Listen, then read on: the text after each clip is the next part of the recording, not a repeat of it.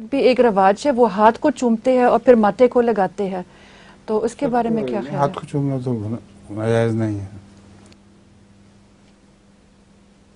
لطیفہ وہ لمبا لطیفہ لطیفے ڈھونڈنا بہت مشکل ہے. دو آدمی وہ ایک ڈچ بناتے ہیں اور بڑی گرمی ہے اور پسینے پسینے ہو جاتے ہیں، تو ایک دوسرے کو کہتا ہے کہ مجھے تو سمجھ نہیں آتی، ہم ادھر پسینے پسینے میں کام کرتے، بس اوپر کھڑا ہے درخت کے نیچے اور عیش کرتا، کچھ بھی نہیں کرتا، وہ کیوں؟ اگلا کہتا جا کے پوچھ لو اس سے. کہتا ٹھیک ہے، وہ جاتا ہے بس کے پاس، اس سے یہی پوچھتا ہے تو بس سر کو ہاتھ لگا کے کہتا ہے کہ یہ عقل ہے، میں عقل مند ہوں. تو اگلا پوچھتا ہے کہ مجھے سمجھ نہیں آتا، تو بس کہتا اچھا ایسا کرو، آپ میں درخت کو ہاتھ لگاتا ہوں، آپ میرا ہاتھ کو مارو.